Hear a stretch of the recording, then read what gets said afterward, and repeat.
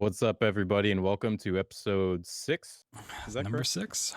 Number 666 of Blood, Satan, Beers podcast. Joining us today is CovertMuffin, speedrunner extraordinaire. I am Saintmillion. I'm joined by co-host BloodThunder. Hello. And And- no, you want to say something? No, I was just, get straight to Muffin. Everybody loves him, so. Yeah. CovertMuffin was nice enough to grace us with his presence after this weekend full of BlizzCon shenanigans. He's pretty much known mostly for speedrunning online. He speedruns Star Wars Jedi Knight, Jedi Academy, Jedi Outcast, The Old Republic, Warcraft 3, which we'll talk about later, Ori and the Blind Forest, and all sorts of stuff. So, welcome, CovertMuffin. Hi, thank you so much. I'm so happy to be here. You guys are cool people. I'd like to hear cool that. too, man. That's why we had you on to boost our egos. Just another good-looking guy to make us look bad. So, as with our other guests, I have plenty of questions, and I want them answered immediately. But now, just wondering, tell us a little bit about yourself. Tell people about. Stand up in front of the class, tell us your name, and 3 interesting things about yourself. Did anyone else hate those in classes? Like every year? Yes and yes. Hey, it's the same class you had the past 3 years, but stand up and tell people about yourself. They used to do that in like one of my elementary schools, and then after a kid like started crying in front of the entire class, Jesus Christ. This is like first grade or something. He was a transfer student. Poor kid. Wow. Yeah, but we stopped doing it. I hate when they would like throw the beanbag around or whatever, or the hacky sack. Like, okay, say something about yourself and throw it at someone else. It's just like somebody throw it at me and be like, I like video games. So I've been playing Diablo 2. And I just throw it across the room. Like, whatever. One of the places I worked for, like in orientation with like a group of like 20 other people, we all had to stand up and tell people about ourselves. It's like, I'm here to work. I'm not here to. Yeah, what are we doing this for? Yeah, it was really weird. I was like, yep, I'm looking for a job. That's why I'm here. Are you passionate about this? No. No. Well, so why do you want this job? Money. Yeah, that's pretty much it. You guys are gonna hire me, so I'll take it. Selfish. Works easy. So I feel like most people know you from your GDQ speedruns or your live streams. Yeah. But tell us a little bit about the Muffin Man himself. Kind of like your origin of CovertMuffin, your handle, and how you got to be the online presence you are now. So when I was a pubescent lad and I was in middle school, I played a lot of the same video games over and over and over and over and over again. Not only that, but the thing I enjoy most about video gaming is just practicing and refining mechanics. I really love games that have these like in-depth mechanics in ways to sort of coordinate them in a fashion that allows you to do certain things that normally would not be possible. Like a really good example is that a lot of people will be familiar with is like MOBAs and things that are known as like orb blocking or animation canceling and stuff like that. Like there's a lot of really crazy things that you do in so many video games, and like speedrunning is sort of inherent with these types of mechanics. Some of them are very complex and difficult to do in repetitious fashion, and some of them are actually not that bad. And so putting together this art piece is just something that I've always enjoyed doing with video games. So after a friend from the Day 9 community who's a famous StarCraft Brood War professional player and StarCraft 2 commentator from his live streams and community,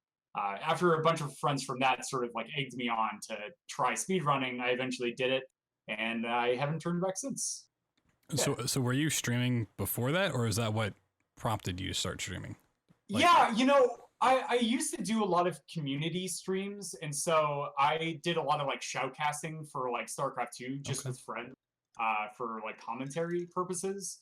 And I love two things. I love three things. Practicing and refining stuff. I love doing that. I love explaining shit, which is what I'm doing right now. And then the third thing is I just love enjoying the things that I enjoy.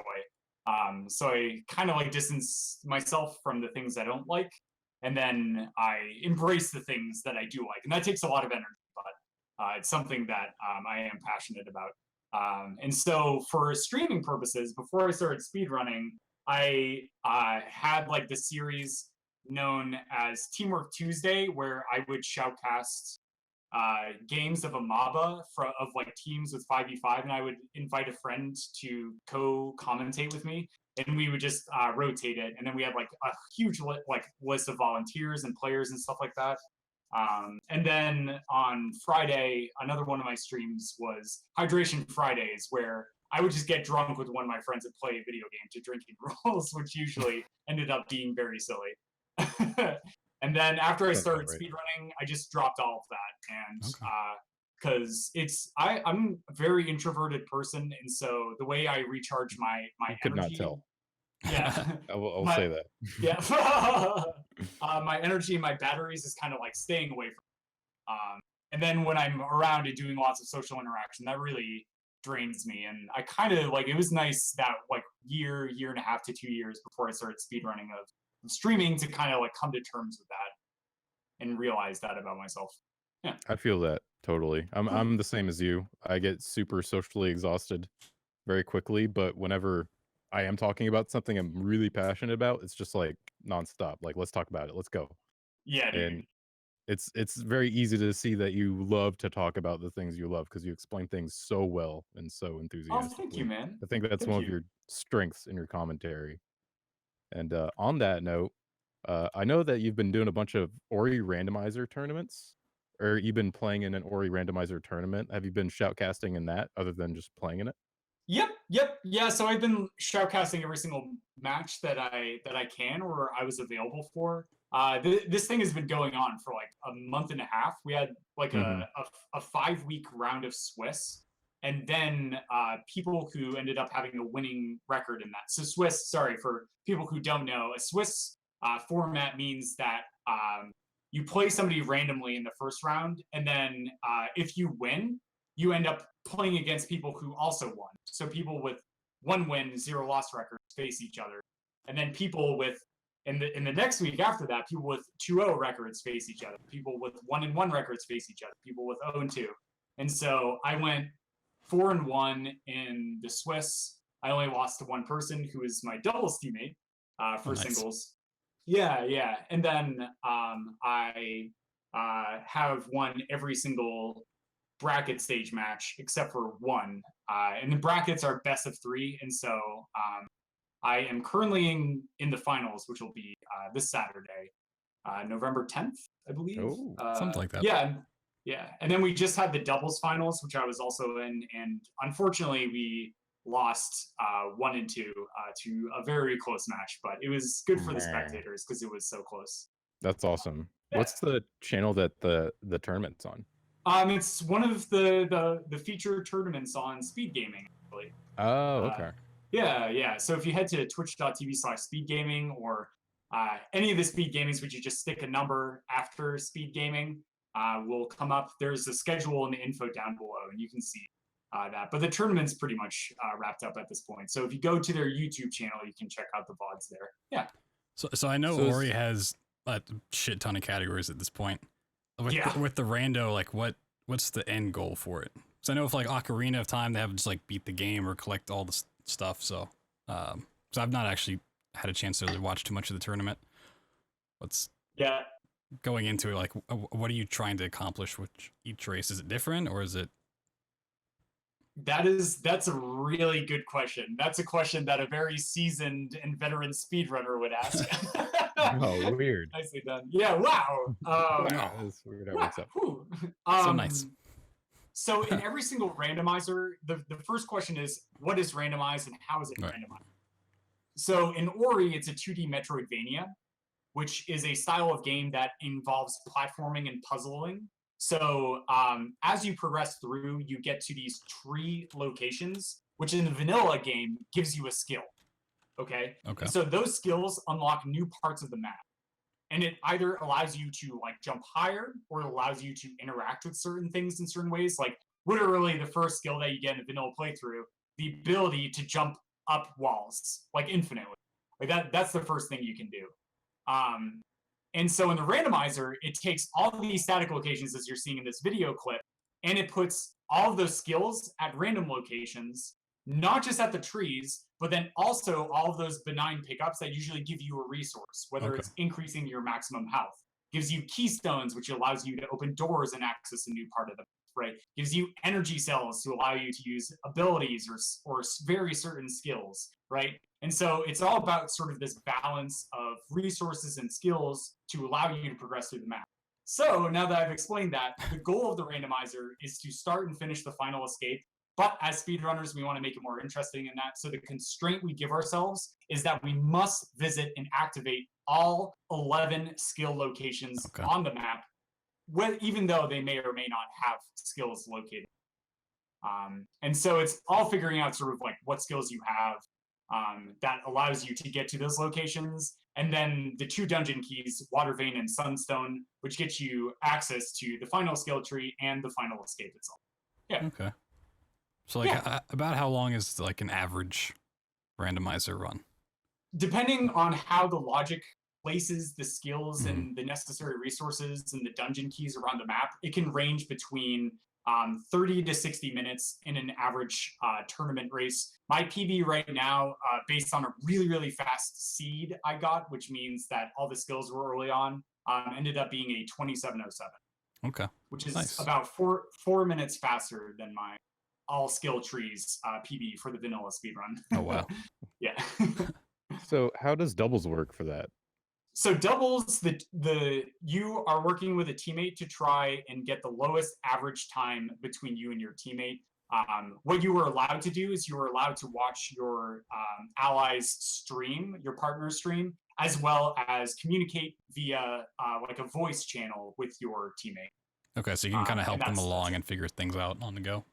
Yeah, exactly. And then also it's like a different format of logic. We have like certain different formats of logic of how we place the 3 dungeon keys, which are kind of like, how do you say, bottleneck points of the run, and how those are sort of placed around the map. And so as you're seeing in this clip, he just found a water vein shard. Once you collect 3 of those shards, it gives you the water vein dungeon. Gotcha. There's 5 shards randomly placed around. So you only need to find 3 of 5. But singles is a little different. So for doubles, do you get the same seed or each person has their own? Okay, same seed. Yep. Yeah, all 4 people in doubles get the same seed, and then in singles, both you and your opponent get the same seed. Yeah. That's really cool, exciting way of handling that, actually. Like, Ori is such a good game, and like if you've learned everything about the game, I could imagine just like randomly placing things that just adds so much excitement. Like, oh dude, okay, this is over here. Okay, how can we work this? Like, where should we go now? How do we change the route in such a way that we think is gonna work? Is there I was gonna say, are there any points like where you like gamble, like, okay, I'm gonna go up here and just hope this is here?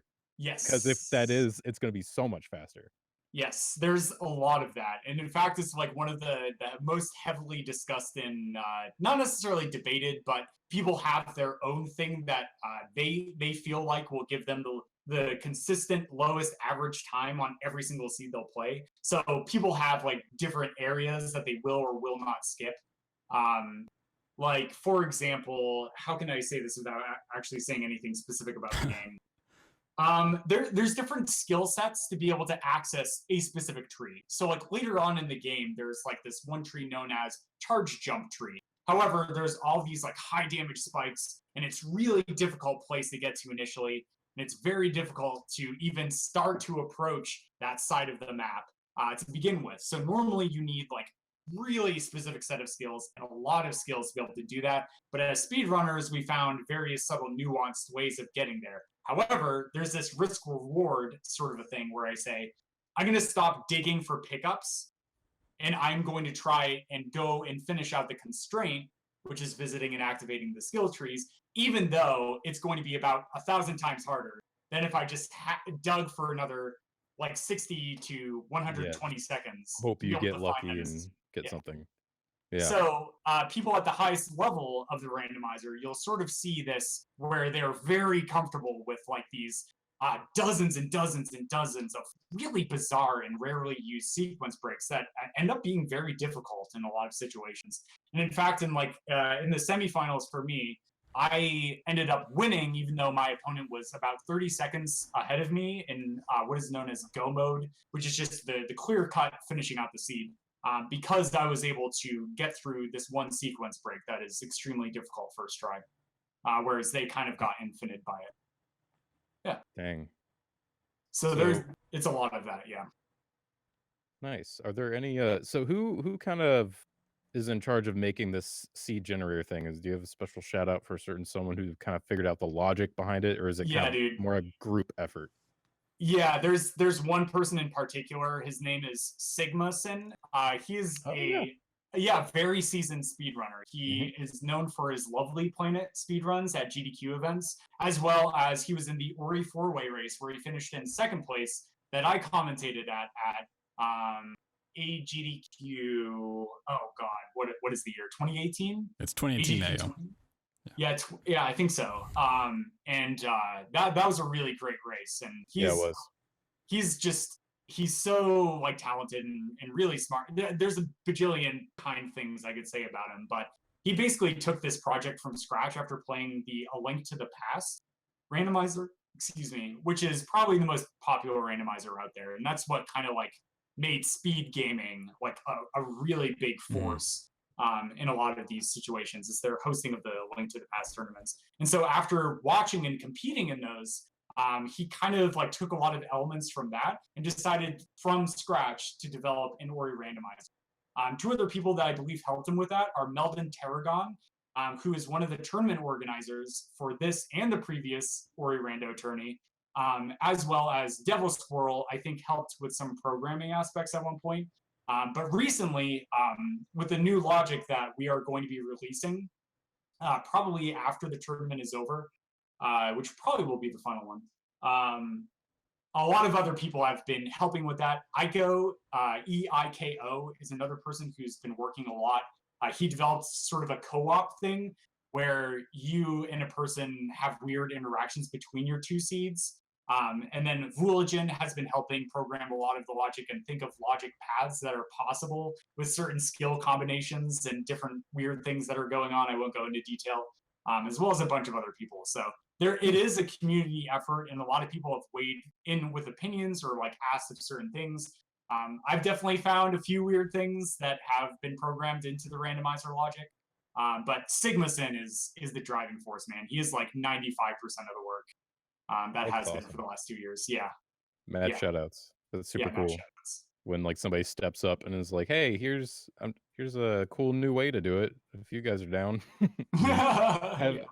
Have the developers ever talked to you guys about like stuff like this? Like noticed it and be like, "Oh, that's cool."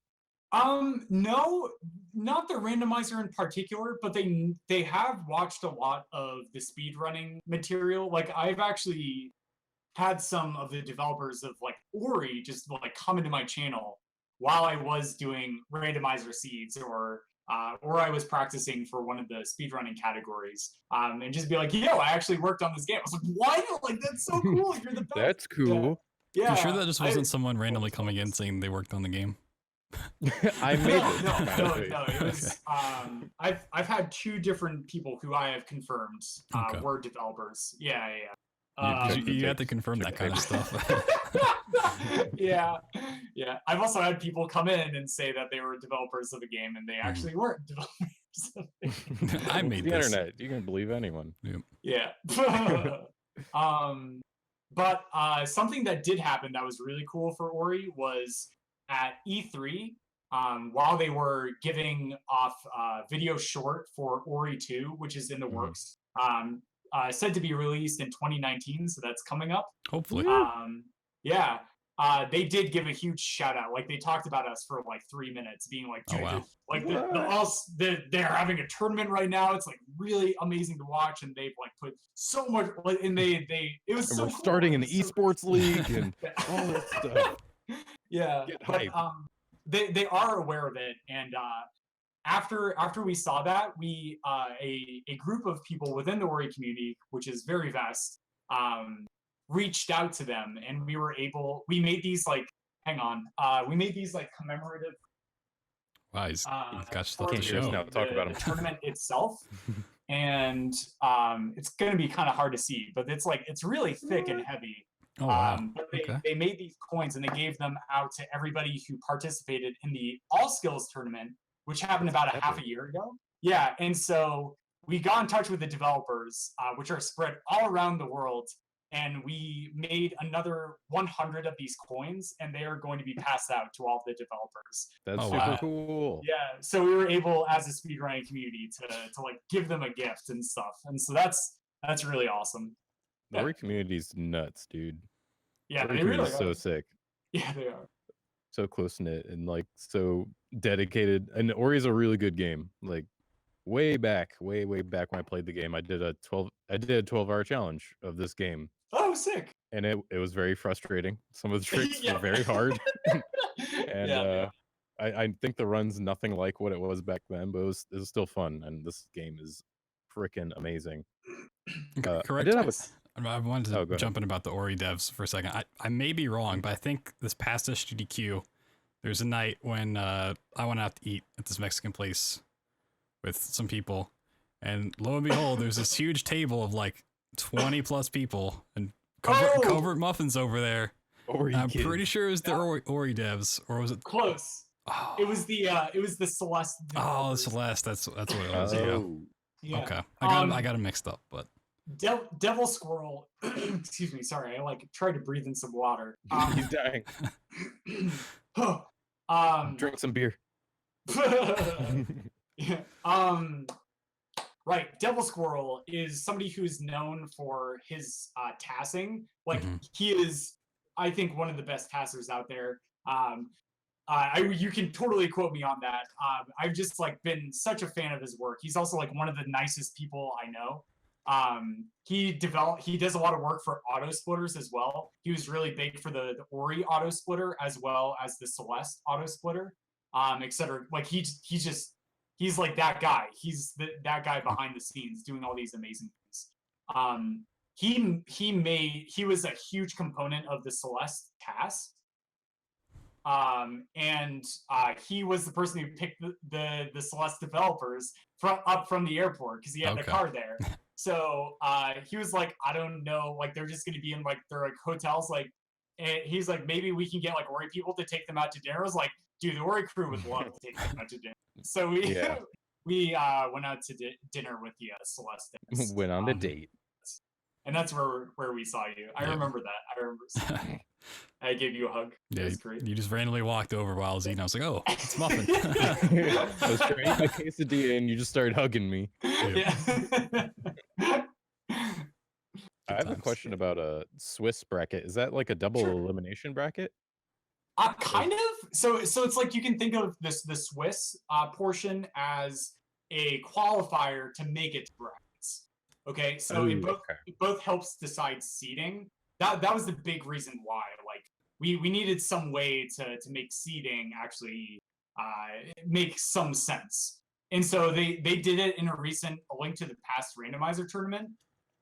Excuse me, and it worked out really well for them. So the organizers decided to try it here for the same reasons. That's a pretty good way of doing it. Yeah. Yeah.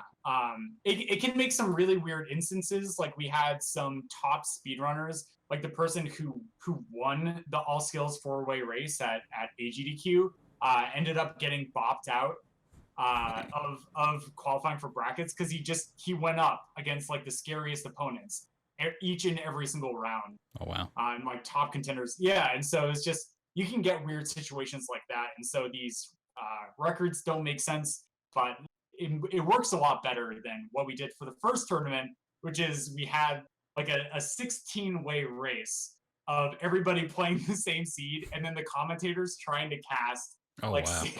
I think I saw that at some point. I was like, "What is going on with this?" Yeah, I was like, "Holy moly, this is wacky." That's funny. Yeah. So cool. it worked out a lot better this time. That's awesome. Yeah, how I many was people watching like the usually seeding. participate in these tourneys? Like how many signups do you Ooh. guys get? I can A actually lot more.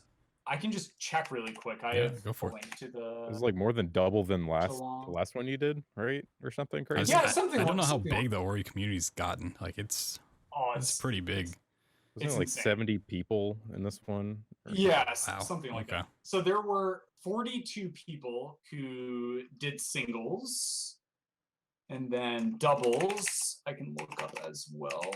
I actually didn't start off doing doubles. I don't really care too much for doubles. However, after week 2 of the Swiss, somebody's doubles teammate ended up deciding that they, for whatever reason, like life reasons, they had to withdraw from the tournament. Mhm. However, their partner, Lost Didu, wanted to continue to compete, and so I just volunteered to join his doubles Okay. team. And they allowed it, and they allowed me to substitute in. And we went all the way to the finals, which was really exciting. nice, dude. Yeah. But it looks like there were 9 teams. Oh no, that's 9 matches. Wow, so 18 teams. Oh wow. Each team So had 36. yeah. So 9, 18, 36. Yeah, 36. Math. We did Math. it. It's really hard. Woo, math. Well, that's dope. So you speedrun a bunch of other games. I know Yes. this. You've ran a bunch of Jedi games before, even the Old Republic, an MMO game, Warcraft 3. And I wanted to ask, what's the most underrated or misunderstood speed game that you've gotten into? Does any one stand out that you're just like, hey, this doesn't get talked up as much as it maybe should? I'm always shocked. So I don't stream because I really care for viewership or anything like that. I just do it because I love sharing like my Because process you might and as stuff. well. Yeah. Yeah, exactly.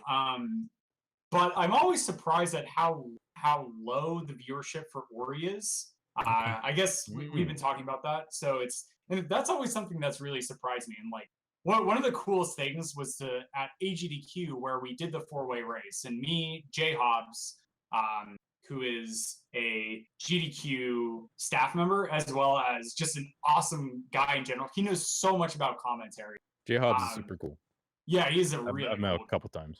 yeah, and if you don't know the name from Melios, he's also a very seasoned GDQ speedrunner, and he is like one of the most talented people I also know who does commentary as well. And the 3 of us got to commentate a 4-way Ori race, and we did a lot of prep work for that, and it ended up being like one of the best races at GDQ of all time. Was like what a lot of people were saying, like on par with that one like Super Metroid. Super Metroid AGDQ 2014. Yeah, that one. Yeah. And so that was just so amazing to see. So I am kind of surprised by that, but at the same time, I guess I can get it. It's like Ori seems kind of like slow and fluid, and a lot of the mechanics that are actually really difficult don't inherently seem that impressive. But I guess besides that, just like indie games in general, I'm always amazed at the viewership of like the classics that garner a lot of nostalgia, right? Like all the Zelda games, all the Mario games. It does make sense because the nostalgia is what brings that sort of viewership and popularity. But it's all these indie games always have these really amazing like sequence breaks and mechanics that are a lot more difficult and inherently more complex than what I see a lot of people do in various Zelda and Mario games that don't get as much credit.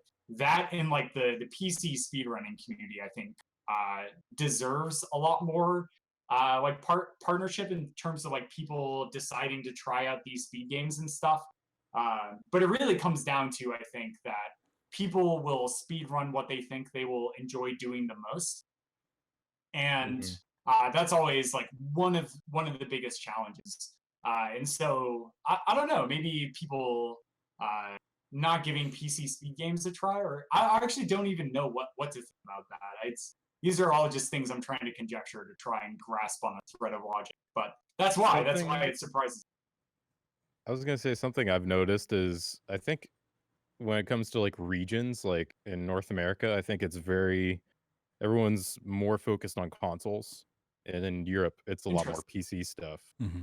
That's always the kind of fair. feeling I've gotten. Like Europeans love PC runs, and I do too. But I think Americans are like Nintendo and PlayStation and stuff like that. I'm not sure why that is, and maybe that's just wrong speculation. But I feel like there's a lot of some truth to factors that go into it. What you're raised on. A lot of people had N64s growing up, so they like SM64. It's easier. They like Zelda. They like just buy it. Yep. Yeah. Mm-hmm. And then you see Europeans like, oh, I played Quake as a kid, or I played, Unreal Tournament. It's like, well, of course they're gonna be in the PC shooters because that's what they grew up on. Yeah. Yep. But it's Yeah, that's always gonna be a thing. Yeah, So- that makes a lot of sense. So maybe like in a future generation, we're gonna see a lot more of that. But I mean, we do have Probably. games. We do have games like Skyrim Mhm. and like other stuff like that has gotten a lot of participation and viewership. And indie games like I think Celeste is a real success story, and that's one that people love to bring up a lot. I think Ori is also like a success story for an indie game that kind of blew up. And even people that I've talked to, like I remember talking to Vegeta about it. I was like, what about Ori actually made it blow up? He's like, I don't fucking know. Yeah, it was just some game that came out, and I was like, this looks Yeah. cool. Yeah. I like the art of this game. It looks sick. Yeah, I think the And that art just style turned out to definitely be helped. Yes. Yeah. It's kind of like Yeah. Cuphead in that fact. It's like the game itself is good, but the art style really helped give it that extra It's what push. brought people to it. Yeah. I remember watching the AGDQ reverse event order performance. It was the AGDQ I didn't attend 2017, I think, where Sigmason ran Ori reverse event order, or Oreo, as it's called. Nice. Yeah. Delicious category right there. Yeah, and the commentary was just like they explained the basics, even though it's like a really crazy category, and they're doing all these things that are actually impossible to give a reasonable comprehension as to what is even going on. But they did such a good job of it, and they had a lot of fun, and they just seemed like really nice people. And the game mechanistically seemed interesting to me. It's like, all right, I'm gonna try speedrunning Ori. And the community is like full of those people, so maybe that's like also a big draw. And so maybe like when communities sort of like build off of that concept, they can also bring in more people. I don't know, it's weird, but yeah. So I guess like in terms of underrated things is like PC and indie gaming, maybe not getting as much people who will give it a try, sort of a thing. Yeah, I don't know. Yeah, I'd agree with that. I think there's some exceptions too. Like Celeste got huge popularity of, I think GDQ just after GDQ happened, everyone's just like, oh, Celeste, I'm gonna try running that. Because that game's really good. Yeah. But, yeah, I would agree overall. Okay, cool. So other than speedrunning, what is CovertMuffin up to? Non-speedrunning, work. What's other adventures or I interests? mean, if you want to talk about work, you can, or talk about work. Yeah, if you really love got work, some go hot ahead, work talk drama you want to talk about your boss or something. Dude, it's all about those hacky sack icebreaker activities. Yeah, tell us about yourself. Starting up a fight club, maybe. I love science. I guess that's Nerd. Yeah, I am such a huge nerd, man. I like whenever somebody asks me who doesn't know anything about video gaming culture, they ask me to explain, right, like the classic, explain what you're passionate about in video gaming in like 2 sentences or less. Nope. Right? It's like it's such a fascinating challenge, right? I look at them and I say, speedrunning is the science of video games. Like that's, and then they're like, okay, so what is science? It's like, well, it's taking preconceived conceptions and like aspects that are possible, and then either applying them to get an advantage or combining them in unique ways that sort of it cause things outside of what you would expect normally possible, right? And so these are known as sequence breaks, and these sequence breaks also are paired with glitches versus glitches. Oh god. So you cheat is what you're trying to say. So is it like a tournament? That's what I hear from people. I've got that a lot. Oh man. When I explained, so as work, what I've been doing most prevalently is I've been consulting after leaving a graduate school program for a PhD program for physical chemistry. I didn't like the research. I didn't like where I was. I didn't like what I was doing. So when you spend like 60 to 70 hours a week, and you're spending 57 of those 60 hours doing things you don't like, then it's like, no, you just shouldn't be doing that. Yeah.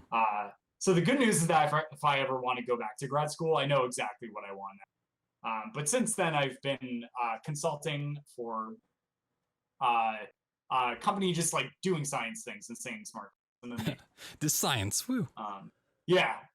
And then the rest of the time, I've just been like speedrunning and streaming. Like my Twitch stream, even though I'm not there to try and like social network or like grow my viewer base in the way that I know a lot of other streamers are.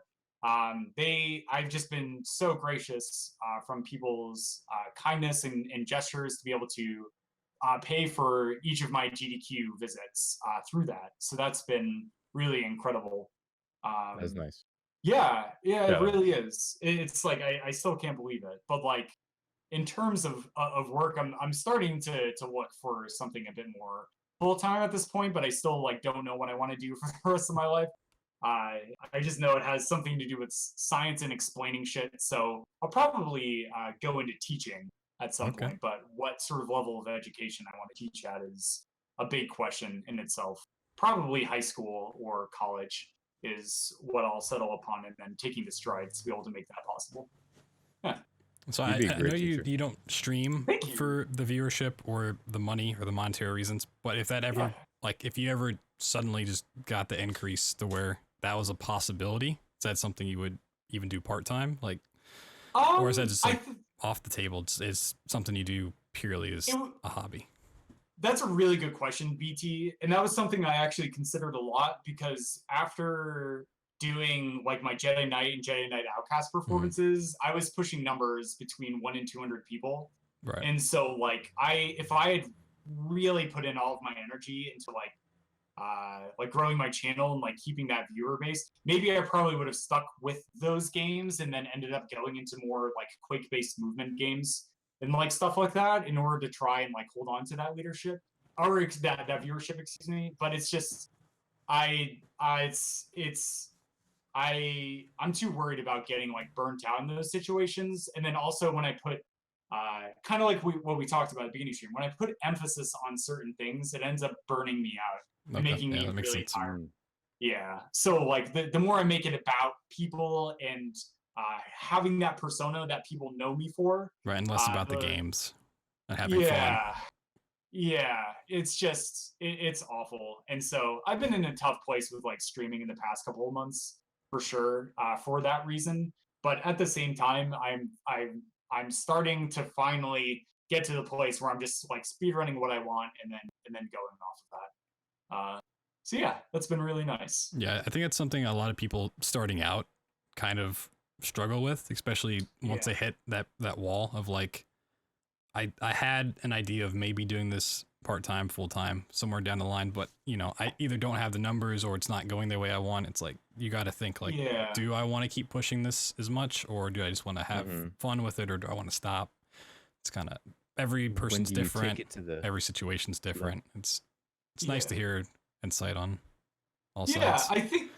I think I came to the realization too, is that like people coming in and genuinely saying they enjoyed this or something like that, like from video game culture, it's really easy to shit on other people. Oh, yeah. It really is. That's right. Like, I kid you not. But like somebody like taking time out of their day to like come into your channel and just say, hey, I actually just randomly saw one of your GDQ performance, and it literally made my day, or it like made my week, or it made me more interested in speedrunning, or it made me want to try speedrunning something, right? Like just having people say stuff like that to me is like, once I came to that realization that was the thing I actually loved the most, that's where most of my energy went towards. So I put a lot more energy towards my GDQ performances and stuff. And so I make that a part-time or a full-time job. And then the rest of the time, like if I have the energy to like stream or something like that, then that's what I end up doing. Okay. Do you play games and stuff off stream, or do you just like if you're gaming you just stream? Okay. I practice more off stream than I actually do on stream. I feel that. Which was something that actually really disturbed me when I figured that out. And so that's where I like ran into my rut. I kind of like realized, I was like, wait, if my entire purpose of streaming is like showing my process, is me practicing more off stream like actually a good thing? Right. And it's, I don't know. It's weird. It's a complex thing. It's super, super complex. Yeah. But I guess like recently, casually, I picked up Path of Exile for fun because the whole BlizzCon. Well, we can talk about BlizzCon. Hey, just talk about Path of Exile first, and we'll hop into it. Nice, John. I was gonna bring up Warcraft 3. You have a speed run. Speaking of speed runs that you're probably gonna get excited to talk about during your run, you got Warcraft 3. Human campaign? Am I this time? Work? God dang it, Smork. No, it's okay. Into AGQ 2019. Is there anything you wanted to mention in terms of that run? How much different it is from the last run you did, or anything like that? Yeah. So a really interesting thing about RTS speedrunning is you'll have these certain levels that are like hell levels. And a lot of the most difficulty in real-time strategy speedrunning, which stands for RTS, right? That's the acronym. The most difficult thing in RTS speedrunning is that a lot of the mistakes, you'll make a flub in a 5-second period. You make one little mistake, you're like, oh crap, I accidentally forgot to move this one unit out of the way. That can cost you minutes in an RTS speedrun. I can see that happening all the time. Whereas in like Jedi Knight Academy, it's like, okay, I made this one mistake. Now I just need to think 5 steps ahead in the matter of half a second. It's no longer a problem. But it's like the difficulty of the missions themselves are how well all of the previous components in that mission work. So it's really, really, really wild. In the Undead campaign, I was like, I not gonna lie, I woke up in the middle of the night, like like in the months leading to it, just being like, I don't know if I can actually make this work and like make this, because I get really bad stage fright, man. I get like my hands are shaking, my voice is cracking, I'm like really nervous, I'm all over the place. It just adds to the charm, don't worry about it. Okay. All your runs have been fine. Thank you, man. Thank you. Yeah, we talked with Maxi Lopes last week about just, even though you may have done it before and you're kind of used to it, getting up on that stage and it's pretty much doing what you do at home, just playing games in front of a computer and talking. It's still scary. Like you will always get nervous. Yeah. Some people say they don't get nervous though. And they're just like, I don't know, I've never been nervous for a run. I'm like, bullshit. But like, I believe you. Good. Thanks for believing me, man. Yeah. So the good news, as all the parts of the Undead campaign were scary and terrifying, and there were like half the missions I was expecting to have to like redo multiple times, I didn't have to restart a single mission on Undead, and Orc campaign is about 5,000 times easier. So there you go. It's like, oh, thank God. Oh, thank God. Yeah. So this is one of the, I'm trying something different. In my previous GDQ performances, every single week I put in between 20 and 40 hours, actually for my of work. And for my first GDQ performance, I averaged 41 hours a week in preparation for the JK, for my first ever run at a GDQ. So how far back did you start those weeks though? Was it from the time you found out you were accepted, or is it like wow, okay. Then the night I saw that I got accepted, I woke up the next morning and I punched in 8 hours. Wow, that's good. Yeah, that's dedication. Yeah, and so like some weeks I went like 60 hours of work. Like I would get home from work and then that's what I would do. I would like eat as quickly as possible, and then I would just sit down for the next 8 hours and punch out time. But a lot of it came down to like weekends and stuff where you can punch in those like 12-hour sessions of practice. Yeah. I haven't been able to quite keep that up with the RTS speedrunning. It's just not as interesting to me with like some of the fundamentals and mechanics and stuff like that. But I also have put in a lot of work into like StarCraft 2 and stuff like that. Like I before I started speedrunning, I actually did StarCraft 2 ladder a lot and like practiced that a lot. So I have a lot of the mechanics already sort of down, and then it's just like figuring out build orders and sort of like how you sequence your actions. But I'm pretty confident in my micro management. And the good news is that Orc is much easier. There's a lot less of the macro while you're microing units, and you can just like focus more on just controlling 1 to 6 units at a time. Nice. Yeah. So you said your process in the past for a GDQ run might be very, very long, very focused on that. What's your change up in your process leading up to this GDQ? Are you gonna start practicing like a month ahead of time, 2 months? How many hours? Good question. It's practicing right now. Yeah, you're not playing right now. What the heck?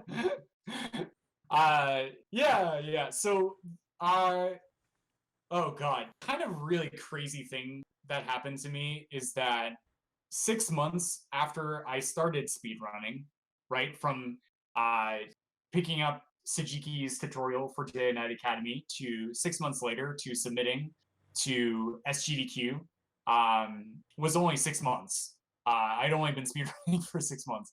And so I'd only been speedrunning for 9 months when I got up on stage and did the thing. So there was a lot more, and the movement system in Academy is like insanely complex. I could talk about it for hours. Yes. Yes. Amazing game. Amazing game. Oh my God. It's so crazy.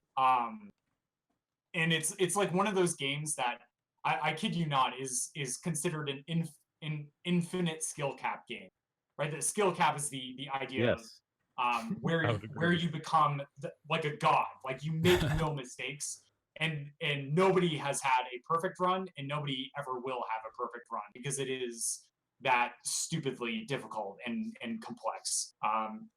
And it's just, even like trying to make a task, I can't ever dream of a task being made for Academy.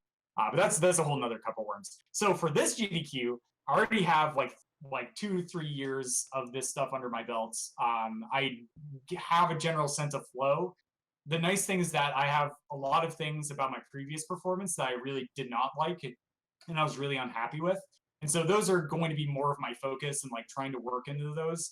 And then I usually bring in like a main gag into my performance that I need to work through. And I have an idea for it, and it's either going to work really well or it's going to be really embarrassing and look like shit, and they'll never accept me at another GDQ ever. Well, luckily at GDQs, if it's really embarrassing, that still means it's good.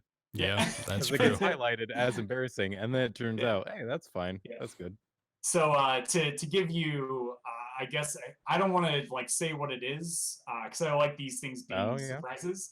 But one of the biggest things is I forgot to announce my couch at the beginning of my run, and every single one of my GDQ runs, except for the one Saji was there for, I've always done solo commentary, and so we might be switching that up this time around, and having some on couch. Scandalous. That is lots of. It's gonna be memes. It's just just nonstop memes. Mom, get the camera. Yeah. Yeah, exactly. As long as you don't script your commentary, I think you'll be fine. Yeah. I never really script my commentary. You never make a PowerPoint or anything like that. And... No, some prop comedy. Let's get Carrot Top to come on your couch. You know. Yeah, have a whole chest full of props. Oh god, yeah, like Rosie O'Donnell and Carrot Top, and get the dream team. Be a crazy couch if you could get it.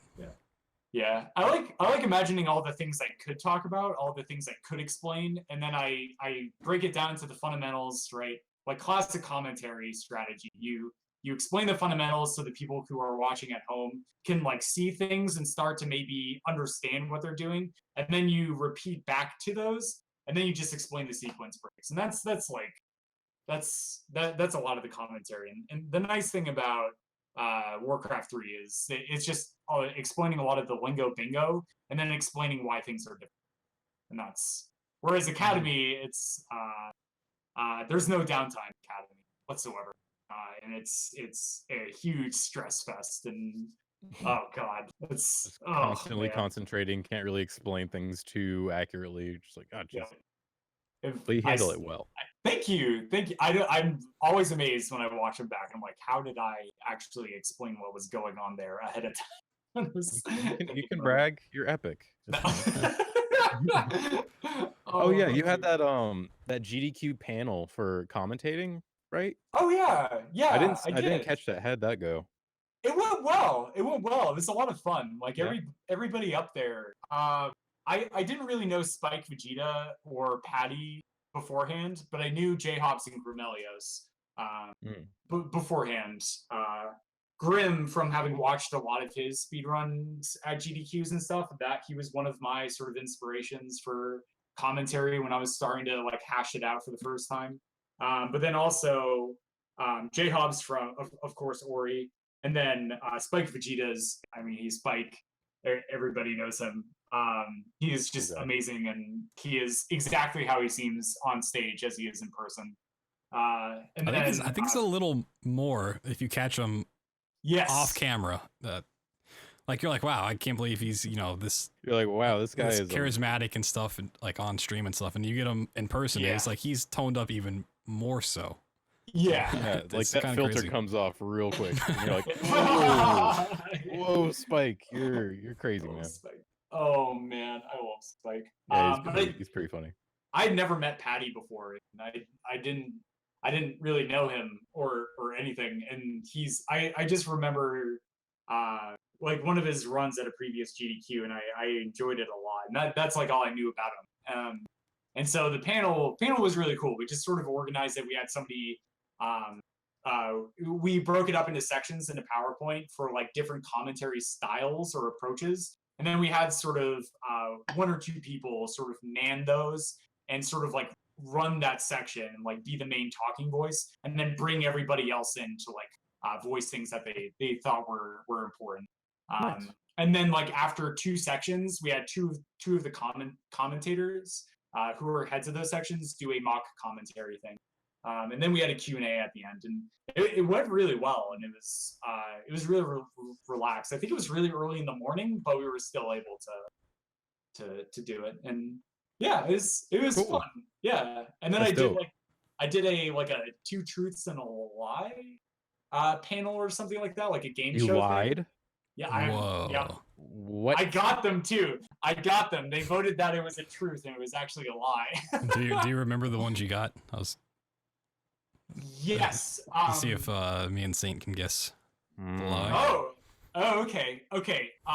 So the three were liar. They're all lies. Yeah, they're all lies. One of them was when I was a young child. At one point, my best friend was a rock, like an actual physical rock. Okay, I could see that. One of them was Neil deGrasse Tyson made fun of me in person for how loud my voice was. And then the last one was during one of my part-time jobs was working as a commentator at an ice rink. And when the PA system went down, they had me instead just go in the stands and act as the PA system, just yelling out announcements and stuff. Okay. I think I have a guess, but do you want to go first? Do you want me? Yeah. I don't think you're friends with a rock. I think that's a lie. I think the second two are true. I think I was going to go with the PA was the lie. I could see him being friends with the rock. Wrong. It's probably the second one. Going with the rock? I'm going with three. I think the Neil deGrasse Tyson one's true because you're a science nerd. And I think you're at some science convention and you walked up to him and he was like, "Wow, I'm Neil deGrasse Tyson. You're loud. Here's some facts about sound." And something, you try to blow your mind or something. But you weren't friends with a rock. That's all I'm going with. He was. No. All right, BT, what do you think is the lie then? I think it's the PA one. Think it's the PA one? Yep. Okay, so the Neil deGrasse Tyson one was true. He came and gave a talk in my undergrad, and then, as you might imagine, when I get really nervous, as in on stage at GDQ events, my voice gets really fucking loud. Like in every single one of my GDQ runs, there's a clear point when they turn down my mic. So I'm like yelling. Exponentially getting louder. Yeah, because they do like all the sound check and stuff before. But yeah, I Yeah, get you're really talking loud. normally, and then they're like, "Oh God, turn them on." Okay. Oh my God. Oh God. So Neil deGrasse Tyson one was true. He came and gave a talk in my undergrad and then fielded questions. And I remember the exact question. And I asked him what he thought the next major science discovery was potentially going to be, and which field or fields was it going to stem from. And he said an interdisciplinary field between biology, astronomy, and physics. So something like out in the universe that we're going to discover, like life on another planet or something like that. That was his answer. And then after I finished answering the question, he just looked at me in like 2 to 3 seconds of silence, which felt like infinity. And he was like, I don't think I've ever had somebody yell at me how excited they were about science. My God. Yeah. That's hilarious. That could be worse, I guess. Yeah. I mean, that's kind of like a compliment. Yeah. It was great. It was really, I turned bright red as I'm turning right now. Oh, it's adorable. Thanks, man. And then the other truth was my best friend when I was a child was a rock. Yes, I knew it. I thought you were better. No, I thought I knew you. When I was 5 years old, I was in the driveway with my mom. We had like a gravel driveway, and so many friends. Yeah, I don't even remember what the circumstance was, but my mother was giving me a life lesson. She was like, Jeff, like, I know, I was like, Mom, like, what is a best friend? Or she was like asking me if I made friends at school or something. I was like, what's a friend, Mom? And she was like, oh, it's like somebody who will always be there for you and be kind and like be by your side whenever you need them. And I picked up a rock from the driveway. I was like, could this be my friend? And she was like, Mom. She just looked at me. She was like, sure, honey. Yeah, absolutely. Well, Mom, so this rock, I can keep it in my pocket. Exactly. That was early CovertMuffin beating the rules, doing the technicalities. Like, well, this won't ever leave me, and it won't be mean to me. Good old Rocky. Elementary school meme. Yep. Rocky. I mean, yeah, the PA system was the lie. That was the lie. But they, to make you feel better, Saint, they thought it was Okay. Okay, I like that story though. I can see it happening, but it felt like there's too much detail to it. Is why I thought. Yeah. That's a good point. They got to ask me like questions to like go into more detail about each of these stories too. Yeah. Wow. Yeah. That's fun. That's cool. It was fun. Yeah. So the GDQ panels were a lot of fun. I don't know if I'll be a part of them this time around. I don't know. I was sort of like invited to the panels to do them, but I haven't come up with one of my own that I would want to do. I need to check if those are still open. I might submit a podcast panel. Oh my God! I don't know if they let us have it since Beers is in the title, but we can. And we'll have Beers at the panel. Yeah. But we just can't open them. They did have like a podcast panel, I think. Like there's some podcasts. Like, frame savers and there's been a lot that have started over the years and ended over the years. Yeah. Most of them don't last too long. Like what? Like which ones? Something anonymous, I can't. Anonymous? Yeah, something like that. Well, they sound secret. Like Hip Hop Anonymous or something like that. Hip Hop Anomalous. So, changing the subject, going back to Warcraft 3, BlizzCon happened. Can roll right in there. And Warcraft 3 Reforged was announced. Woo! Which is a remaster of Warcraft 3 that includes the Frozen Throne, the map maker, so you can make custom maps with it. So that was my favorite announcement from BlizzCon. There's a lot of controversy around BlizzCon right now, which we'll get to, but Warcraft 3 I think was a big highlight because it's $30 and it's a Warcraft 3. It's like all the best stories from Warcraft that World of Warcraft expands upon, but Warcraft 3 was kind of like where everything was, and it was super dope. And I spent a lot of my childhood playing the custom maps of Warcraft 3. Oh yeah, me too, So man. I think it's pretty awesome and really kind of a big deal that those custom maps are going to come back. And apparently they're also interchangeable with classic Warcraft 3. Like they all will work together, which is pretty great with updated graphics, new sounds. But you can also turn on the old sounds if you want. But yeah, old I didn't Warcraft see if they 3. announced. Is it just basically like a graphic overhaul, or are they changing systems within Warcraft 3? So I think AI maybe. I got Go very ahead. lucky in that I actually streamed a little bit of Warcraft earlier tonight when I was just because I'm derusting the human campaign, which is not what I'm running at GDQ, but just to try and get a new PB in that one. But Blasterboard, who is a huge person behind the scenes in Warcraft 3 speedrunning, he came up with like a lot of shit for the undead route. Like that was his masterpiece. He has world record in that. He actually came into my stream and I was asking like what exactly was different. And it sounds like the overall like system or the mechanics are going to be the same. Like the AI and all that stuff should be the same. But the graphics are going to be different. And also for the custom maps, things with custom textures and custom elements are not going to be portable from the old system to the new system. Those will have to be done again. That makes sense. However, the things without custom elements, so like things like Dota All-Stars will not be portable between the old and the new Warcraft 3, which is interesting to me, but I'm pumped for it. I think the biggest thing that he said that made me the most excited is that they are actually changing parts of the campaign. Of the campaigns. Yeah. Whoa. So they've actually changed the campaigns to be more in line with the lore that's come out of World of Warcraft. Because things like Muradin's death in Reign of Chaos, that spoilers. doesn't happen. Oh, shit. I haven't gotten to that part. Spoilers on this old game. Come on, man. Yeah. That doesn't happen in World of Warcraft. Muradin is still alive. Yep. So he doesn't get murked by Arthas? He does, but he survives. Whereas in Warcraft 3, he dies. His entire soul gets consumed by Frostmourne. I was gonna say, in the campaign, but not pretty definitively killed in Warcraft 3. I didn't realize they brought him back. That's great.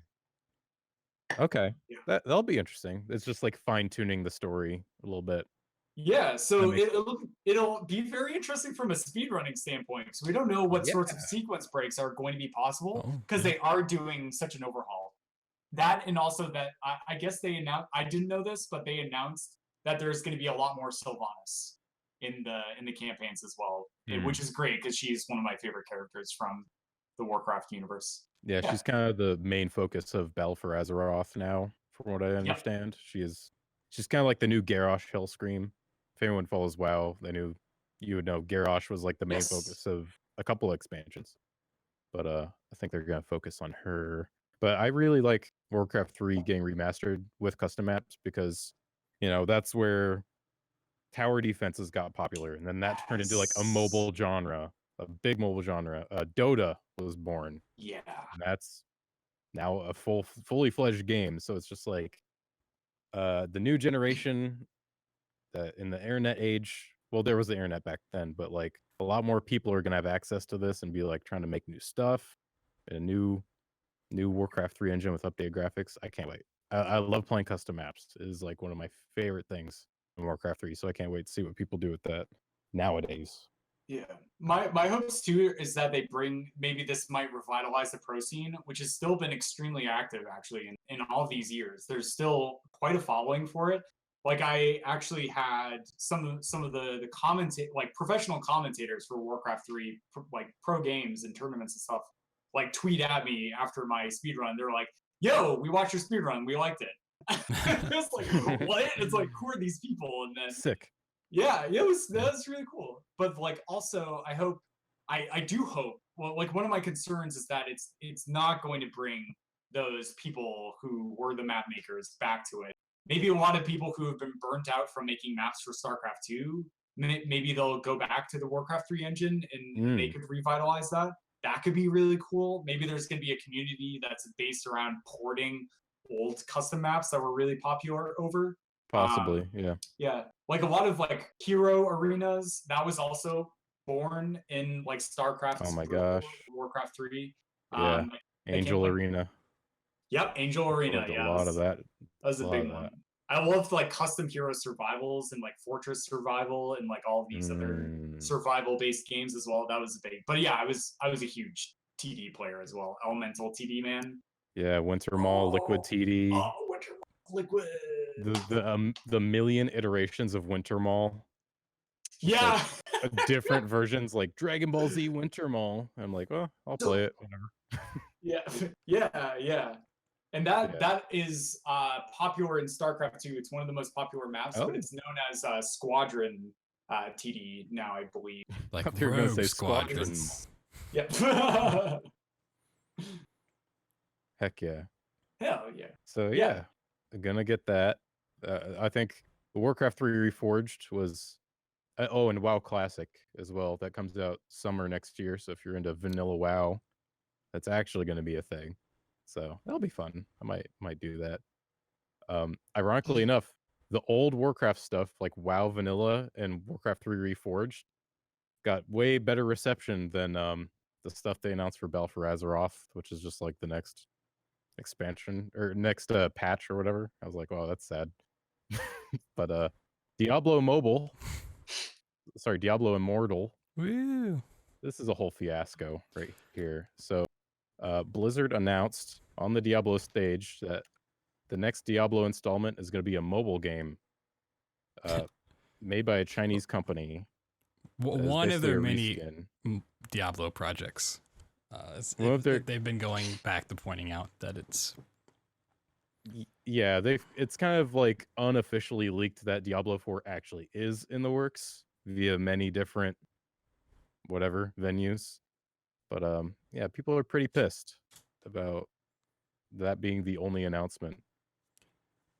I'm not surprised. I'm not surprised, but because I didn't know much about BlizzCon going into it. I didn't know it was happening until people I was playing Call of Duty with. It's like, oh, BlizzCon's coming on. I'm going to watch it. I was like, okay, well, I don't watch any of these games, but I'll check it out, see if anything cool happens. And it's going into it, like treating it like an E3 presentation. It was building up like, oh, something big Diablo's coming, and not knowing about the newsletter they put out prior, like 2 weeks prior, I think, where they, reading back through it, it pretty much is saying, don't get your hopes up. Like, without saying Diablo 4 is not going to be there, it's as close as you're going to get saying, hey, Diablo 4 is not going to be there, but we have some Diablo news. And I think people just took that the wrong way and got their expectations up and was really hoping. And the way that the show went, it was building to something like that, which they didn't get, which pissed them off. It might have been partly that, but also in like the past months, there have been little bit of like bits of information here and there that was hinting towards another big Diablo installment, like when they were hiring dungeon designers for Diablo. That was like a whole thing, like, oh, what's going on? But I think they realized that hype was building up, and they tried to curb it with that thing you mentioned. But at the end of the day, it's still a big event where a bunch of PC gamers, like Diablo is a very PC gamer-centric crowd. You got all those people at the Diablo stage specifically because they had every stage packed, and they just switched the camera to each stage. And they said to this crowd of PC gamers who spent a lot of money to come and see this Diablo announcement, they're like, here's the mobile game. It's made by this Chinese company. You never heard of them. It looks like this, and it's for mobile only. And people are just like, wait, what are you doing? Like, what's going on? Yeah, and then people started finding out it was a reskin of some other game that company made, which pissed more people off. Yeah, it was just all bad. I think the point that you kept bringing up, that Diablo is a PC game, right? Yeah. First of all, PC gamers in general, I think there's these types of people in every single genre and every single platform in gaming. But for some reason, from what I've seen from like media responses and stuff like that, PC gamers in general are usually pissed about something.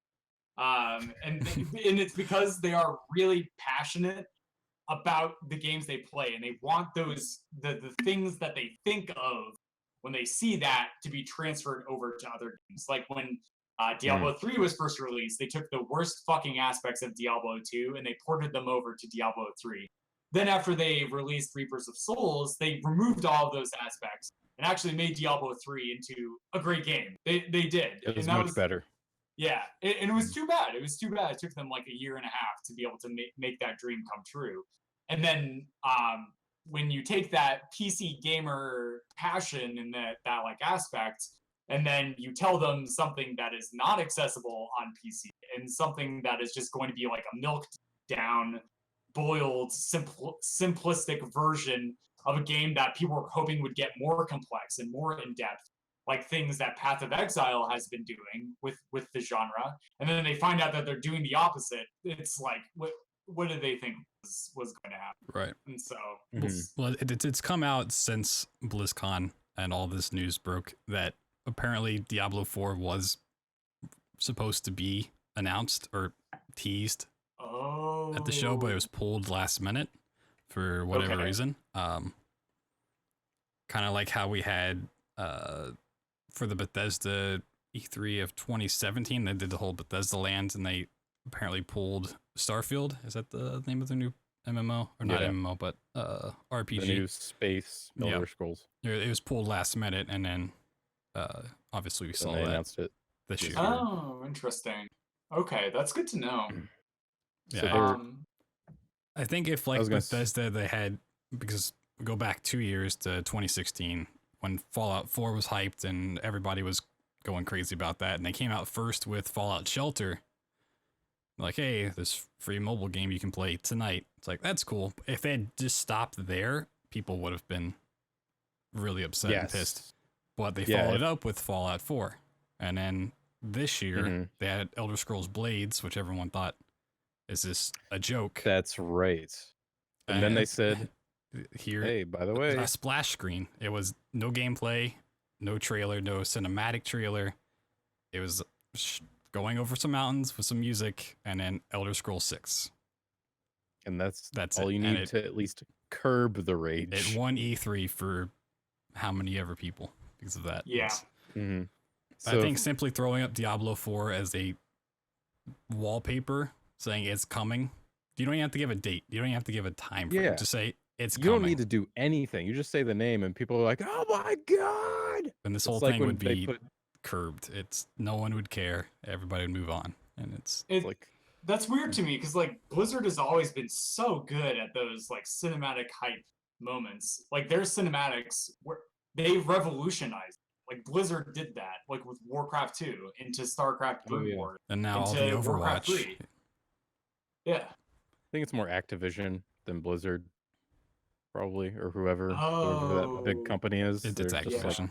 Just do the mobile thing. Don't announce this yet. It doesn't make marketing sense to announce this yet, so don't do it. Maybe they're worried because they like hyped up Diablo 3 and then put it off by like a year. Maybe like 2 times in a row or something, and they just like don't want to run that risk again. And then like the huge negativity right after Diablo 3 launch that they received, they want to avoid that at all costs. The game sucked when it came out. Yeah, it did. It didn't even launch.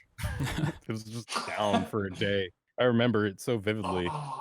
I remember people taking off work to play it, and they're like, "Well, I can't play." It was a waste. Wasted a day. Yeah, it was a waste. And then the auction house and all this garbage. It was terrible. But apparently there are more nefarious things going on with Diablo Immortal. Like Blizzard taking down the cinematic video they uploaded multiple times because it kept getting negative reception, like downvotes. Wondering if they're going to do stuff like that. They kept they re-uploaded it a few times, I'm pretty sure. I think it was floating around for a while. That's what they were doing, but they uploaded some EU versions that have different policies in the description, so they're not really taking it down, not re-uploading. They're just putting up a different version alongside it. And then they did replace the BattleNet video with a different one that was unlisted. And there's been a whole controversy about if YouTube or Blizzard were removing likes or dislikes from the video or comments, and comments, yeah. I heard a lot about the comments, yeah. It is possible that's going on. It's possible. But as we've talked about on the show before about how scary YouTube is with its automation, it's probably more likely the case that it was such a massive downvote, like brigade. No, it's Blizzard being evil. And so many comments that were exactly the same being copy and pasted that YouTube's automation kicked in and just held those for review and or removed them. Everyone's posting what the fuck, then that's not spam. Yeah, because they took down one of like the top comments apparently, and then people just literally start just copying and pasting that and submitting it. It's like, well, if you get 20,000 the same comments, YouTube's going to be like, this is probably a bot that's being just spamming this channel, so I'm gonna stop it. See, that's how bad it was. People just wanted to spam the same thing because it was so bad, and YouTube thought it was a bot. Yeah. But I think if there was one thing I wish the PC gamers who are deciding to like completely, I don't know, like downvote and just be like, this is the worst, I hate this, I hate what Blizzard is doing, right? It's like see in retrospect is that the amount of money that they'll make through Diablo Immortal is going to be a huge driving force for funding Diablo 4, right? I hate to bring up this comparison because I know a lot of people are really don't like this, but the Disney's acquisition of Star Wars, right? And like what they've been doing with the series, and when people were boycotting the Han Solo movie, like, I'm not gonna watch this, and they're like, oh shit, maybe we should make an Obi-Wan movie. Or you're like, are you kidding me? Like an Obi-Wan movie would be one of the coolest fucking things ever. But it's just like, I don't know. People, I think there's a lot of instances like with Diablo Immortal and I guess the new Star Wars stuff is that people are like get caught up in a movement. I know most of my friends that I've talked to about Star Wars, such as you, Saint, I have very rational thoughts about these things and stuff like that. But I think there are a lot of people out there that are just getting caught up in the Diablo Immortal like shit fest, and they don't realize that this could actually poison their hopes for Blizzard actually releasing something they want. Yeah, I think the most reasonable conclusion to come to is I don't care if they make a mobile game. I'm probably not going to play it because I don't play mobile games. Yeah, but like some people will. It's going to make money. That's whatever. Yeah. But like, you should have just put, maybe a little splash screen of Diablo 4 because the audience who came to see you at the end, they just want their PC Diablo game. Diablo's always been a PC thing, and you can't just announce a mobile game. Yeah, that's a bad idea. I think that was the biggest problem. That's just the bad idea. Yeah, it's like Nintendo just put up Metroid Prime 4. That was like 3 years ago, and people are that one E3. People are still like, oh, but Metroid Prime's coming back. Yeah, it's like, well, we have no release date, no trailer, and it's been 2 years. But it's coming.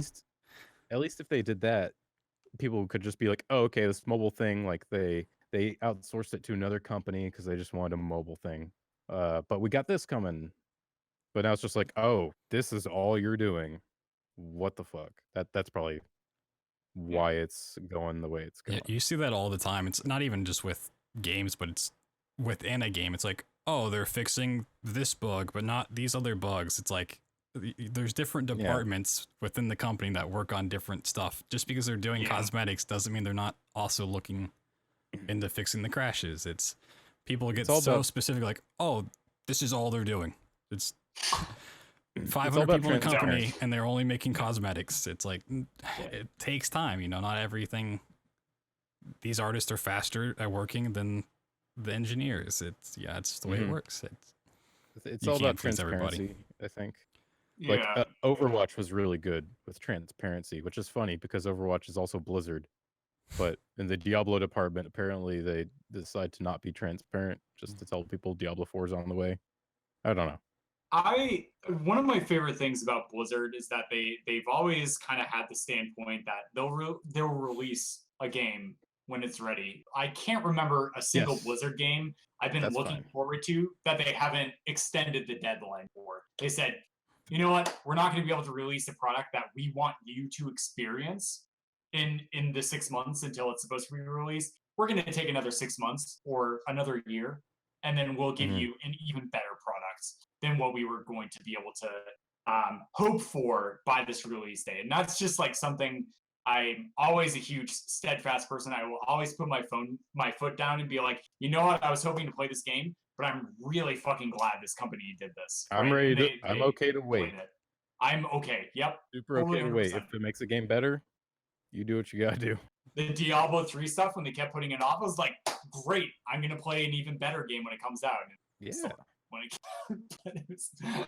yeah, I think a game that needs to take a note there is Fallout 76 coming out next week, the 14th, something like that. Especially over this weekend. Next week. It comes out the 14th. I don't think that's a good idea at all. It needs a delay, in my honest opinion, but it's crazy. Yeah, they put out a patch today that fixes things by restricting what you can do.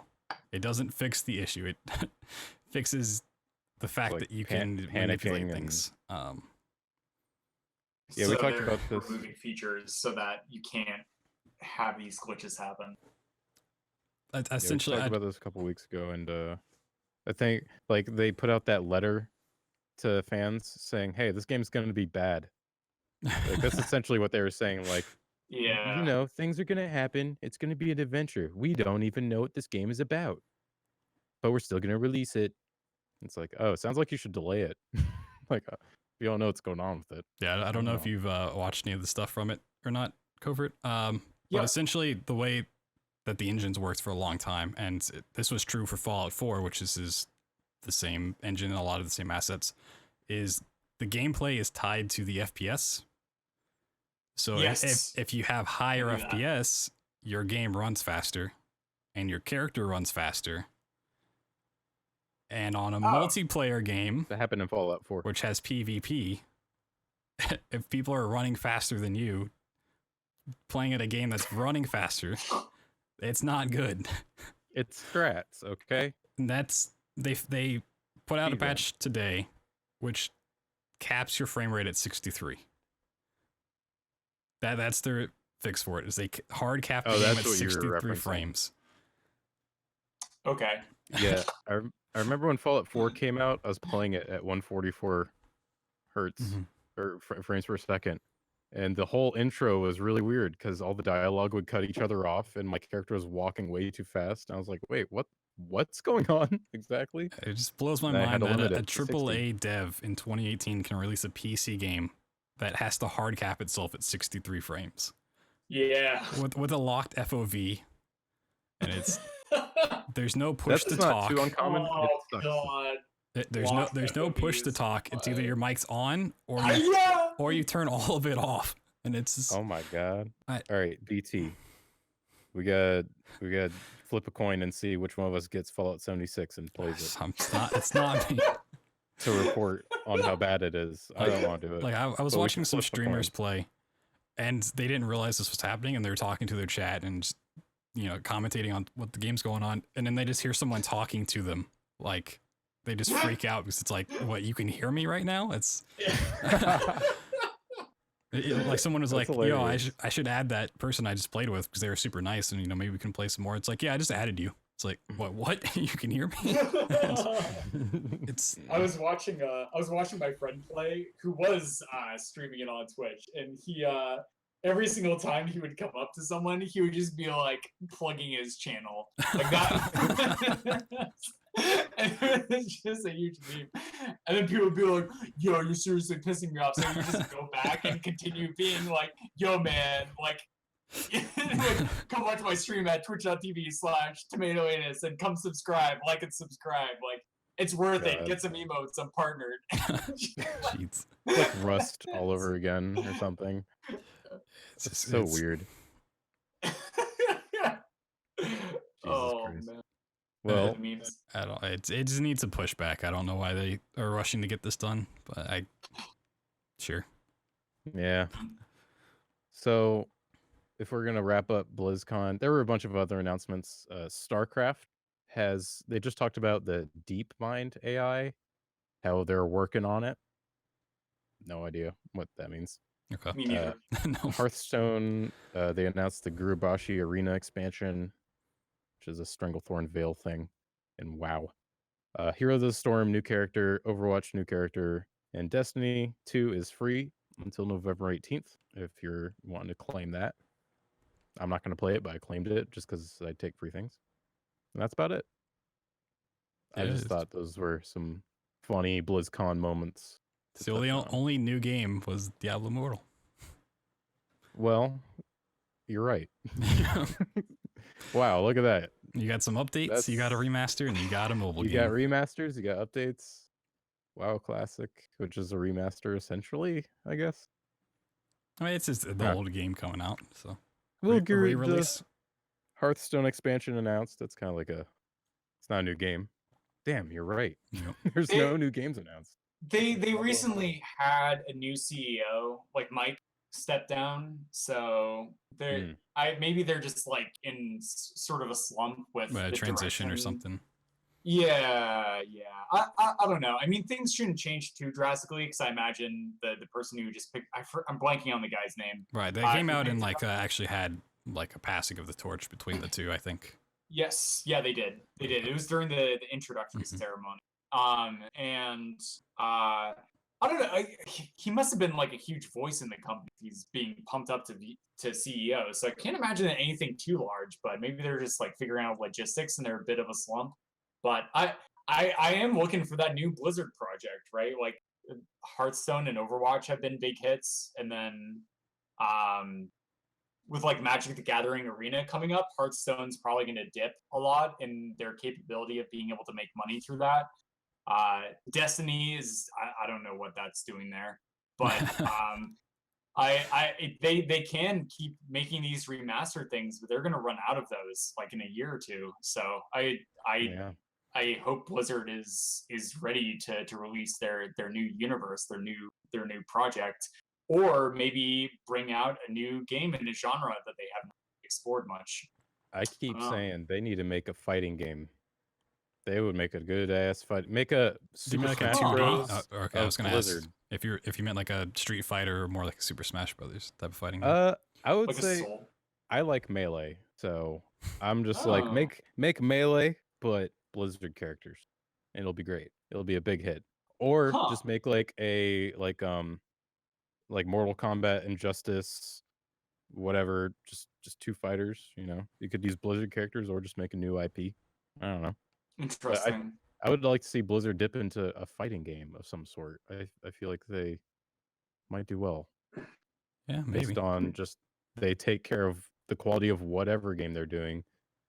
You know, I feel like you could just take Overwatch characters and just make a fighting game about that. I was just thinking of Project Titan turned into Overwatch.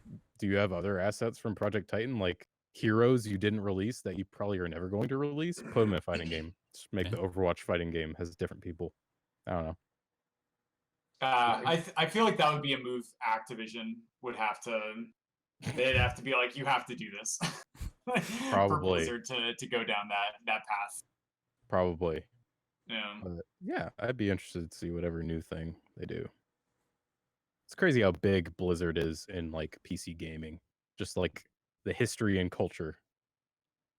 Yeah, how big of a thing they played, and now part of Activision, which is. Woo! They've been a part of Activision for a while, but yeah, it is a thing.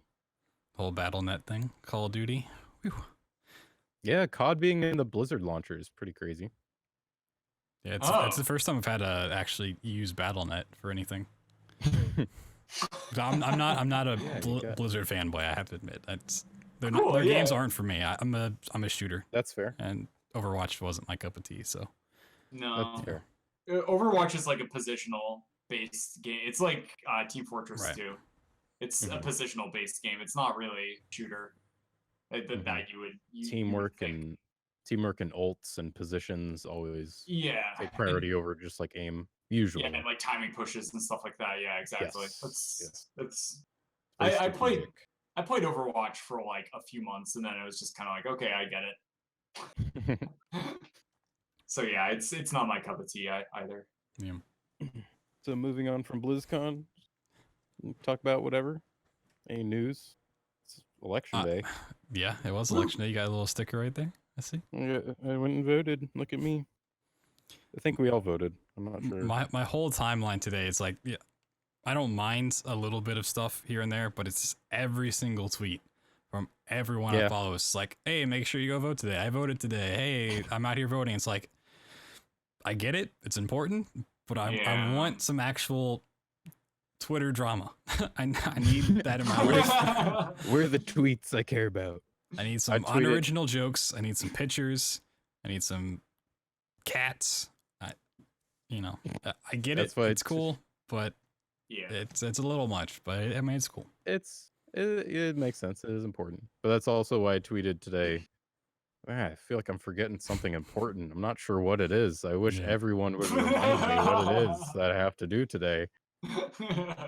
And then Heniko was like, podcast. I was like, yes, podcast. I too forgot about the podcast. I had a few friends like IRL, like 2 weeks leading up to today, being like, "Are you gonna vote? Are you gonna vote? You're gonna vote, right?" And I was like, "Yeah, yes." It's like, calm down. It's not my first rodeo, okay? Yeah. I know what's going on. I've been over 18 for a while now. What else is going on? I mean, there's some game deals going on in the Battle Royale. Spectrum, at least. A very strange one happened last night, or at least that's the first time I saw news about it. But PUBG, just kind of been on the decline for a little bit, is teaming up with Suicide Squad.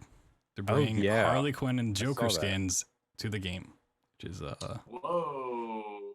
Which they don't very weird. They don't really look like them. They're just like kind of reskinned normal models to look like Harley Quinn and the Joker. Yeah, it's just a little face paint and stuff. I like in their tweet, someone pointed out to me because I saw it posted by Game Informer first, and then I made my way back to tweet. But they go as far as to say Suicide Squad heroes. If you watch the movie or any of the trailers, they make it very clear that they're not heroes. They are the worst of the worst. They are villains. There's some sort of Suicide Squad, so it's. If you're gonna do some marketing, you don't put heroes in there. You're the heroes, especially for the Joker. They like making villains heroes now because they're out of ideas. Like Venom was like a hero, and you're like, Venom's a villain. He's he's an anti-hero.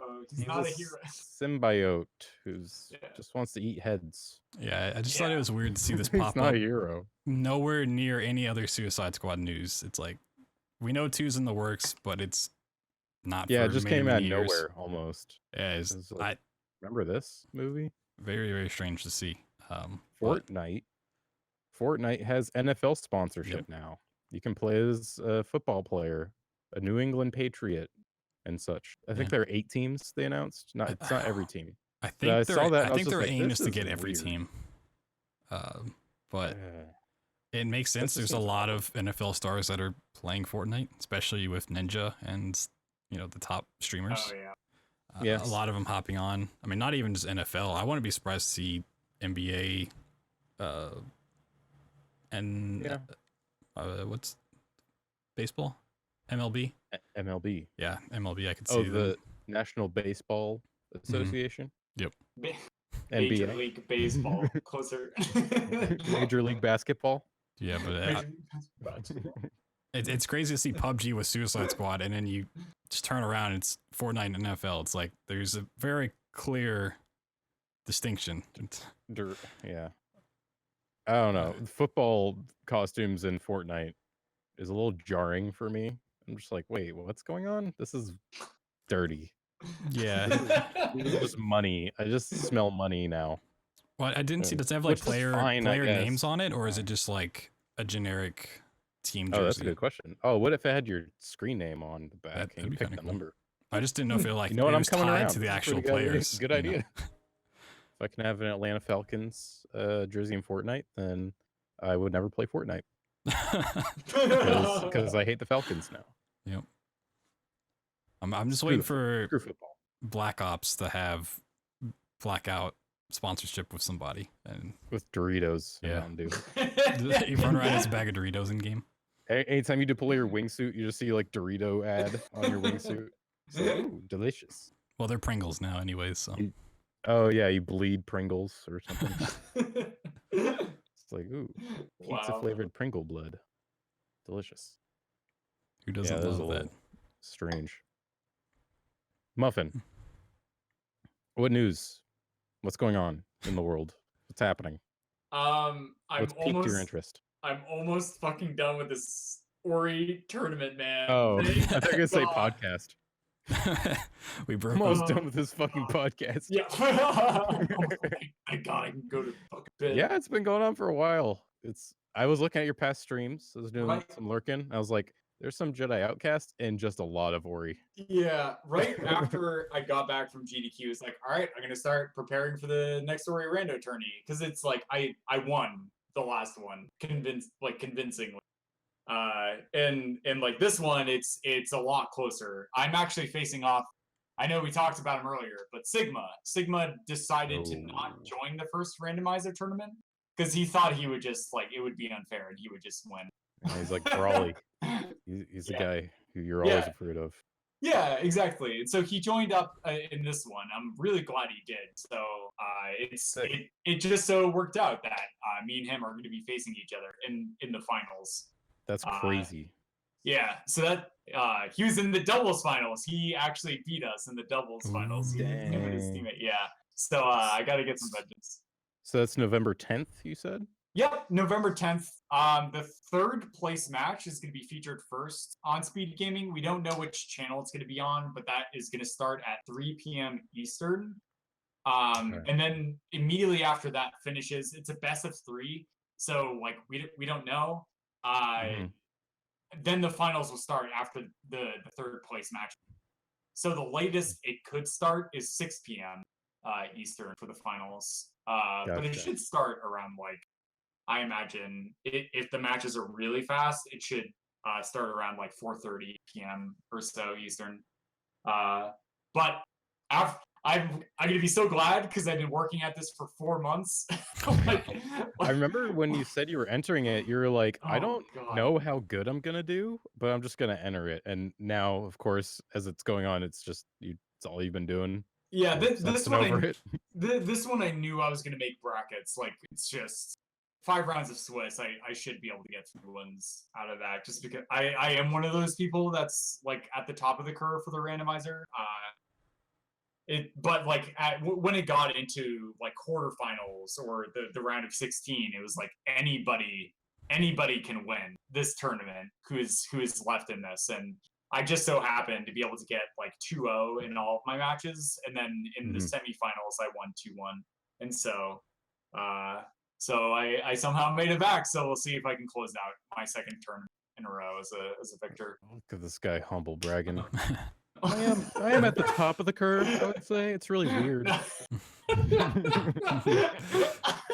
I guess I'll take the second tournament in a row. He's above average. He's an above average gamer. For sure. I'm kind of okay. I can win most things. That's fair. Fair. But then after that, I get to finally actually pump out PBs and stuff again. I had a 3-month dry spell where I didn't submit any PB to a leaderboard or get a PB in any game. But that was just because I was burnt out after GDQ because I was doing so much stuff for that GDQ that I'd never done before. And then, but I just recently got a Jedi Knight Outcast PB by about a minute after de-rusting for a week. Yeah, that's dope. Yeah, it was amazing. I was very pleasantly surprised. Oh my god! By that. Yeah, by a minute. So almost reaching my goal of a sub 40, but it was a 40 something or another. Unfortunately, I can't upload that to the leaderboard because I don't care about leaderboard time. Because you have a red lightsaber. Because I Muffin. I was talking to Sajiki about this, and he's like, "Goddamn Muffin! Sajiki is a devout believer in do not alter anything about the game, and you're just like, I'm gonna make my lightsaber red. It's not gonna do anything." And they're just like, "Nope, cancel it. Cancel it all." Luckily, during the Jedi Knight Academy, but luckily for Academy, you can set the color, and then you can start. Yeah, and then you can start a new game, and it saves that color. So when you start a new game from scratch in Academy, it wipes all of your previous console commands. So like cheat engine stuff, like all of the other modifications. So you can start a game with a red lightsaber, not be cheating. Like legitimate. With a vanilla game. Oh. But with Outcast, you can't do that. So a person in the community, awesome person, developed a mod that all it does is change the lightsaber color. Yeah, it changes the lightsaber color to red. The unfortunate thing is we don't know if because Outcast and Academy are really fucking weird. Okay, they're just really weird games. When you modify something and then you like process and recompile that new game, it could actually accidentally change other elements of the game. Like I used to run with a modified version of Academy for a specific category, and it did the intended thing that I wanted it to. However, it also made like AI response times be about 0.4 to 0.7 seconds faster than what they should have been. And then it also made you do this weird slide effect when you landed. So it, like, even though the game didn't touch those variables whatsoever, it actually ended up affecting them and changing them. So even though it's only changing the color to red, we don't know if the distance was increased by 1 pixel for the lightsaber or anything. We don't know. We just don't. We can't know. It is the other thing. So it's just like you can't accept it for the leaderboard. But it's fine. I don't care about leaderboards. But I gotta keep getting cheating with a red lightsaber. Oh, wow, what a guy! It's a red flag. Red lightsaber. Yeah. He's a lot of red lightsabers. Yeah. But I'm gonna like make a new guide or something for another speed game that doesn't have a guide, and I'm gonna get a bunch of PBs. I'm thinking either Warcraft 3 Undead, or I'm going to redo one of my Hyperlight Drifter guides, which is like severely outdated since there's been like a minute of discoveries, most of them from me, to make the game faster. Bragging guy over here. He's bragging about the things he's doing. Well, so I got a PB, and then I found out that if you get the certain gun, even though it loses you 5 seconds, you end up saving 10 seconds in the route, and then there's just like a bajillion other like small minor things like that don't make any sense. So it's not going to be obvious to a new player. It should be explained, sort of a thing. That just like happens all the time. Yes. But besides that, I don't know. I would like to run some benign categories that actually aren't on a leaderboard. I think would be a lot of fun. I love just like, I mean, I'm a huge advocate of you speedrun what you want and enjoy. You don't have to speedrun something because it's on a leaderboard. And so I want to do more of that. I want to try more of that and doing silly things. So maybe for my next GDQ, I'm going to submit something that isn't on a leaderboard that is really fucking weird. And see what happens. Yeah, there you go. That's always fun because it's uncharted territory. Yeah. You got to make up the rules, put red lightsabers in it, you know? It can be anything. You must run with a red lightsaber. That's always kind of a cool thing when you're like, I want to do this, but then you see no one else has done it. You're like, oh man, it's like the Wild West. Like when I played Demon Souls, I was like, I want to do an all achievement run. Some Japanese runners had actually done it, but Japanese runners don't like to do glitches for whatever reason. Japanese runners, they're really strange sometimes. Like they'll do turbo controllers, but they don't like to use glitches a lot. It's really strange. But they didn't use the dupe glitch, and I was like, what? That literally cuts like hours from what you have to do. Yeah. So there's just like a good few months there where I was doing routing and like 8-hour Demon Souls runs. Then it turned into like 4-hour Demon Souls runs. I was like, whoa, this is fun. Cool. I think 6 hours was my PB. But yeah, that's always fun to like just figure something out and like, oh, I'm gonna play this. It's not a leaderboard thing, but fun. After doing Outcast again for like a week, it makes me want to play Academy again really, really badly. And so this is what I've been waiting for, is to get these like extreme yearnings to do Academy again. And Sajiki, who you guys know, for people who don't know, he's a really really good speed friend of mine and was a mentor of mine for like very handsome man. Yeah. He mentored me a lot when I first picked up speedrunning, and is a really amazing guy. And he's started a series where he looks at somebody's PB in Jedi Knight Academy, and he says what is really cool about it.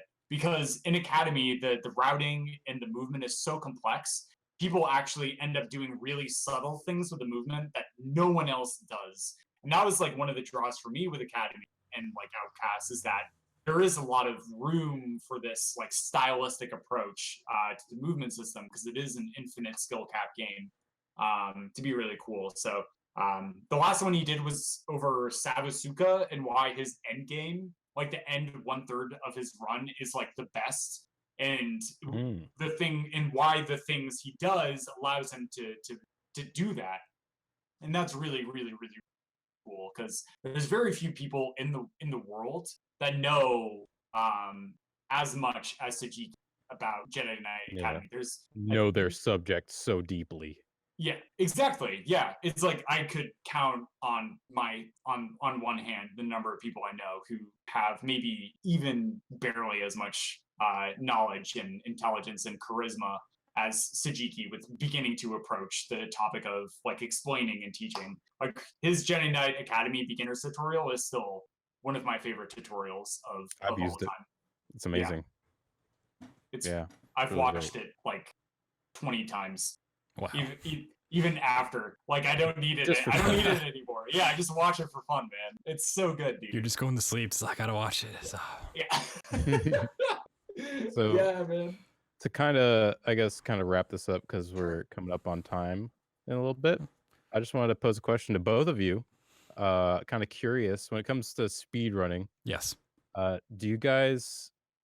For me personally, I find speedrunning to be a kind of burst of interest type thing, where I'm not doing it all year, but like every once in a while, I'll just be like 3 months, I'm just like speedrunning. Do you guys have that similar thing, or is it just like constant, like pepper it throughout all the time? Like you're just always kind of interested in it, or is it like you're very focused for like a short period of time? Do you experience anything like that? You can go first, Covert, if you have an answer. If not, I can take this one. Yeah, I got it. A lot of my struggles with speedrunning is that I've had a lot of pressure and a lot of necessity to make my main focus preparing for GDQ events. Because since I started speedrunning, after my 6 months of just starting to learn and speedrun a game and optimize it, I applied to my first GDQ and I got in. And since then, I've only not gotten into one single GDQ, so I've gotten into every other one. And so bragging again. Constantly bragging. Unbelievable. Oh god. We're gonna change his name to Covert. Rubbing it in everyone's faces, except BT, who's gotten into every single one. I wasn't gonna bring it up. Yeah, I'll brag for you. Okay, it's a fight. That's why I have you here. Go. Continue. But the one GDQ that I didn't get into was like my happiest half of a year, where I got to pick up 2 to 3 additional games. I picked up Ori, I picked up Hyper Light Drifter, I picked up Star Wars: The Old Republic. I did more stuff with Don't Starve for memes. I did some other meme games and stuff like that. And I really haven't had a period of time where I've had that like time and energy. And then like I'm terrible to myself. I put so much pressure on myself. I put so much stress, so much anxiety, and I'm a huge workaholic, and I always feel like I should be doing something to prepare for this thing, because I do like believe in that I can make a sort of impact, whether it's to help raise money for charity, or it's to help inspire people to either be better people or to be passionate about speedrunning, whether it's from viewership or maybe giving it a shot themselves, right? Like I can do that. I can, because that's what got me into speedrunning, was watching these events to begin with. And so that's like a big thing that keeps me going for like continuing to work and stopping only doing these burst segments. But I'm starting to like wear myself down and get to a place where it's kind of unhealthy. And so I'm needing to sort of reevaluate my priorities and stuff like that. But before it was just all preparing for performances and constantly enveloping myself in the learning process and improving and refining.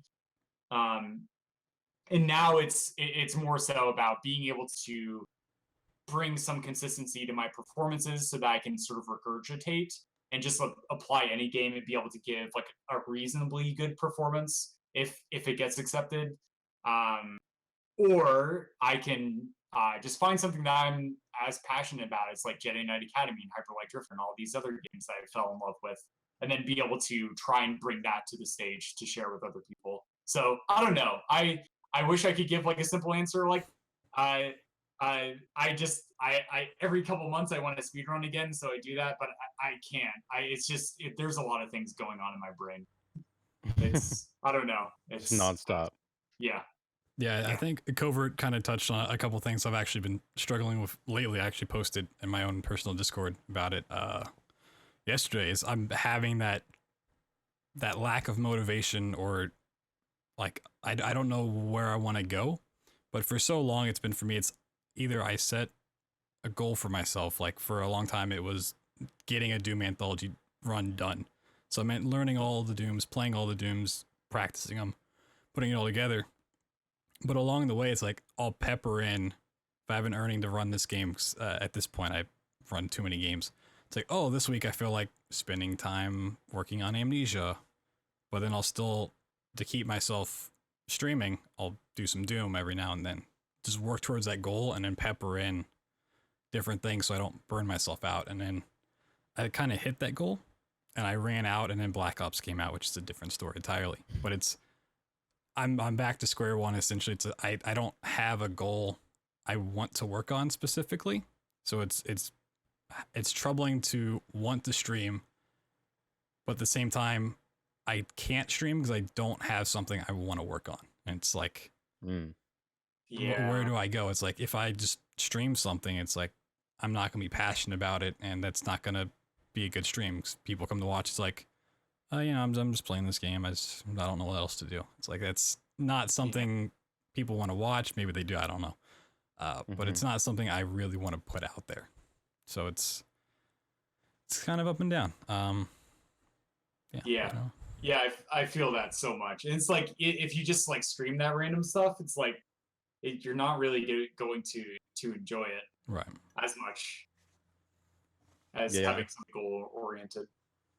Yeah, I brought it up because that's just like a general feeling of speedrunning and like streaming, I guess. It's just like it's not like a constant like thing all the time, at least for me. Yeah. I'm just like, if I'm like into this game, I'll run it up to a point where I start PBing and PBing.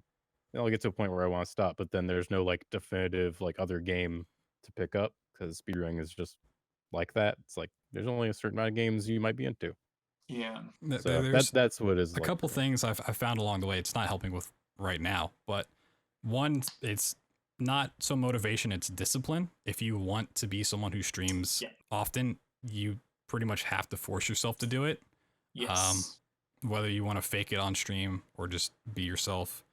I mean, that goes to anything like working out. It's like you have to have the discipline to go to the gym 3 times a week or whatever to get in shape. If you don't have that, you're going to run out of motivation and just quit altogether.